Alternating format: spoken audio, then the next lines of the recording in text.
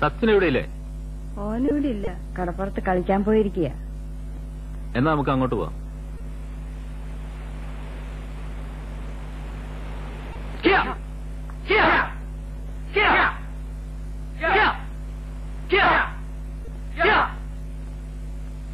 സത്യ, നമ്മുടെ തബല വായിക്കുന്ന ഹരിയില്ലേ, അവൻ ആത്മഹത്യ ചെയ്തു. നമ്മുടെ ഹരിയോ? ഞങ്ങൾ ആ വിവരം വീട്ടിലറിയിക്കാൻ പോവാ. നീയും വരണം. ഞാനൊന്ന് മാറ്റോട്ട് വന്നിട്ട് വേഗം വരാം. ശരി ബോസ്.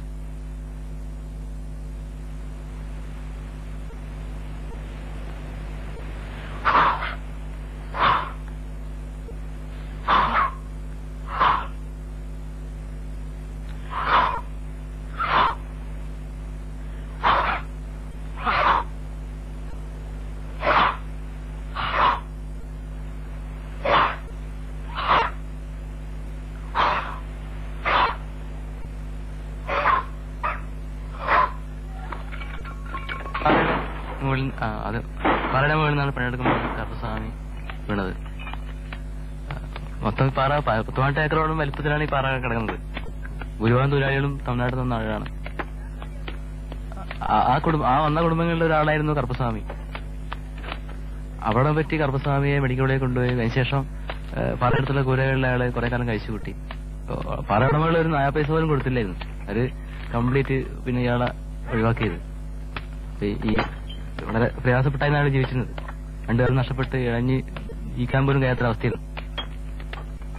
അപ്പൊ ഈ സമയത്ത് അയാൾ എല്ലാ പാർട്ടി നേതാക്കന്മാരോടും പറഞ്ഞിട്ടുണ്ട് എന്റെ പ്രശ്നങ്ങൾ പരിഹരിക്കണമെന്നും. ആരും നോക്കിയില്ല, ശ്രദ്ധിച്ചില്ല. അത്തരമൊരു സാഹചര്യത്തിലാണ്. മാത്രമല്ല പൊതുവിൽ പാറപ്പണിയിൽ ഏർപ്പെട്ടുകൊണ്ടിരിക്കുന്ന എത്രയോ തൊഴിലാളികൾ പരിക്കുപറ്റി മരിക്കുകയും ചെയ്തിട്ടുണ്ടായിരുന്നു. അപ്പോഴൊക്കെ ആരും ചോദിക്കാനും പറയാനും ഉണ്ടായിരുന്നില്ല. ഉള്ളവരാണെങ്കിൽ ഈ മുതലാളിമാരുടെ മണിമുട്ടുന്ന ആൾക്കാരായി മാറി. പിന്നെ തൊഴിലാളികൾക്ക് ആരാണ് ഇത്തരം കാര്യങ്ങളൊക്കെ ഉയർത്തിക്കൊണ്ടുവരാനും ചോദിക്കാനും ഒരു പ്രസ്ഥാനം നടത്തല് അതിന്റെ ആളുകൾ ആരുമില്ലല്ലോ. പിന്നീട് കറുപ്പസ്വാമിയുടെ കാര്യം ഉയർത്തിക്കൊണ്ടുവന്നത് മനുഷ്യ സ്നേഹമുള്ള ചെറുപ്പക്കാരായിരുന്നു.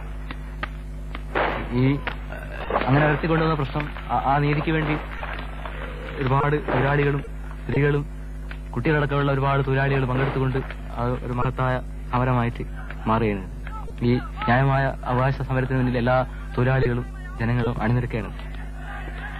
കറുപ്പസ്വാമിയുടെ സമരം ഈ ന്യായമായ മുദ്രാവാക്യത്തിൽ എല്ലാ ആളുകളും ഒന്നിച്ച് നിൽക്കുകയും ഇത് ആ പ്രദേശത്തിലെ മുഴുവൻ ആളുകളുടെയും പ്രശ്നമായി മാറി. ഓരോ സാധാരണക്കാരന്റെയും പ്രശ്നമായി മാറി. ഓരോ തൊഴിലാളിയുടെയും പ്രശ്നമായി മാറി. ഇതോടുകൂടി ആ ഇരിങ്ങൽ പ്രദേശങ്ങളിൽ തന്നെ വലിയൊരു സമര അന്തരീക്ഷം തന്നെ രൂപാന്തരപ്പെട്ടു ജനങ്ങളുടെ ഇടയിൽ.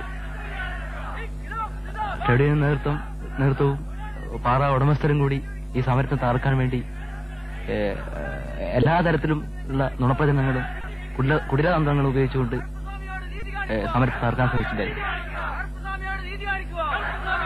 പാറ ഉടമകളുടെയും ട്രേഡ് യൂണിയൻ നേതൃത്വത്തിന്റെയും എല്ലാ നുണപ്രചരണങ്ങളും അതിജീവിച്ചുകൊണ്ട് ആ ന്യായമായ സമരം ഒടുവിൽ വിജയിക്കുകയാണ് ചെയ്തത്.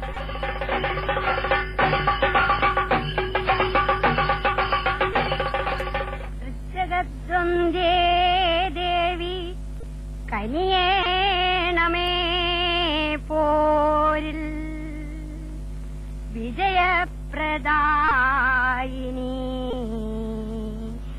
നമസ്തേ കാത്യായനി ഭയമൊക്കെയും നീക്കി ദയ ചെയ്തനിക്കു നീ ജയമേകണമമ്മേ നിന്നെ ഞാൻ വന്ദിക്കുന്നേ. ദുഷ്ടനാശിനി സർവശക്തിരൂപിണി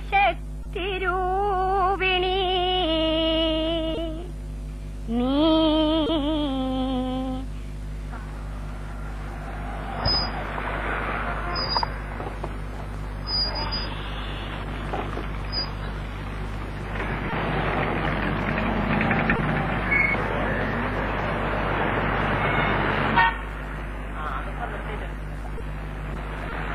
അയ്യപ്പ, ഹരി നിന്റെ കൂടെയല്ലേ പഠിച്ചിരുന്നതൊക്കെ? അതെ, അവന്റെ റൂംമേറ്റ് ആയിരുന്നു. അവൻ എപ്പോഴും ഡ്രഗും റോക്ക് മ്യൂസിക്കും ഇടയ്ക്ക് പൊളിറ്റിക്സും ആ കൂടി ഒരു കൺഫ്യൂസ്ഡ് സ്റ്റേറ്റിലാണ് ഞാൻ അവനെ പരിചയപ്പെടുന്നത്. പിന്നീട് ഞാൻ ഇങ്ങനെ രാഷ്ട്രീയമായിട്ട് സംസാരിച്ചിട്ടുണ്ട്. പൊളിറ്റിക്കലാവെന്ന് വെച്ചാൽ ആത്യന്തികമായിട്ട് മനുഷ്യനാവാന്നുള്ളത് ബോധ്യപ്പെടാൻ ശ്രമിച്ചിട്ടുണ്ട്. ബട്ട് അപ്പോഴൊക്കെ കാര്യങ്ങൾ മനസ്സിലാക്കുന്നുണ്ടായിരുന്നു അവൻ. പക്ഷെ എന്തോ ഒക്കെ അവനിങ്ങനെ ഒഴിഞ്ഞു മാറാനുള്ള ശ്രമം നിലനിന്നിട്ടാണ് തോന്നിയിട്ടില്ല. പക്ഷെ ഈ മൂവ്മെന്റിലൊക്കെ പങ്കെടുത്തിരുന്നല്ലോ അന്നത്തെ മൂവ്മെന്റിൽ പങ്കെടുത്തു. പക്ഷെ അവൻ മൂവ്മെന്റിൽ പങ്കെടുക്കുന്നതിനെ കുറിച്ച് തന്നെ വാസുവിന് തീരെ താല്പര്യമില്ലായിരുന്നു. പിന്നെ അവൻ നമ്മുടെ കൂടെ വരികയാണ് ചെയ്തത്. സത്യത്തിൽ ഞാൻ വരണ്ട എന്ന് പറഞ്ഞില്ല, അവനെ നിരുത്സാഹപ്പെടുത്തില്ല വരുന്ന കാര്യത്തിൽ.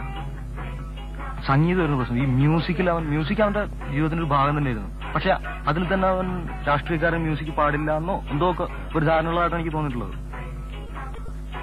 മൊത്തം കൺഫ്യൂസ്ഡ് ആയിരുന്നു.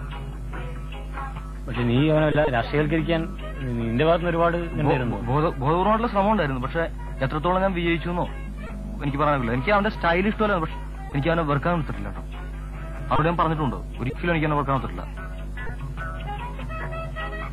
പലപ്പോഴും ഞങ്ങൾ തമ്മിൽ സംസാരിച്ച് ഒരു വല്ലാത്തൊരു കുഴപ്പത്തിലേക്ക് എത്തുന്ന അവസ്ഥ വരെ വന്നിട്ടുണ്ട്. എന്നിട്ട് ബോധപൂർവ്വം ഞാൻ ഒഴിവാക്കാൻ ചെയ്തിട്ടുള്ളത്.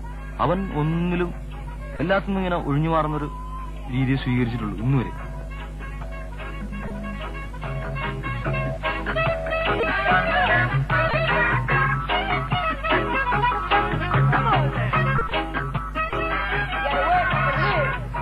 Yes, the revolution changed Tite, made him an ironclad fighter and inexhaustible worker.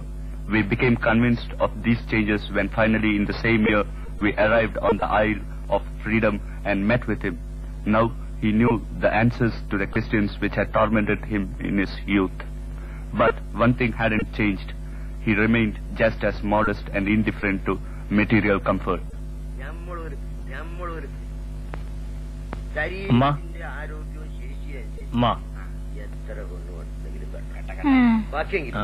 എന്റെ ലോഹിക്കാരൻ മരിച്ചുപോയി. എനിക്ക് കൊച്ചി വരുന്ന പോണം. കുറച്ച് പൈസ വേണ്ടിയിരുന്നു. ഒരു 50 ഉറുപ്പിക വേണ്ടി വരും. എനിക്ക് അവിടം വരെ പോണം. ഇനി അല്ല കൈവില്ലേ, അതിനാണ് ഇപ്പൊ ഈ ബില്ല് കൊണ്ടുവന്നിക്കണ് വകഫോട് കൊടുക്കുക. അല്ല ഞമ്മള് കൊടുക്കണമെന്ന് പറഞ്ഞു. ചിലപ്പോ ഞാൻ 2 ദിവസം കഴിഞ്ഞിട്ടേ വരുള്ളൂ കേട്ടോ. ഞാൻ പോയിട്ട് വരട്ടമ്മ. അതിനു വേണ്ടി എല്ലാ പണികളും അവിടെ ഞമ്മളാൾക്കാരുണ്ട് വേണ്ടിയ പണി ചെയ്യുന്നു. ഇന്ന് അതൊന്നും നടക്കാൻ പോണില്ല. നിങ്ങൾ അതല്ല മനസ്സിലാക്കട്ടെ. ഇവര് ഈ പറയണുണ്ടല്ലോ, അത് ഓല് പറഞ്ഞു നടക്കുക.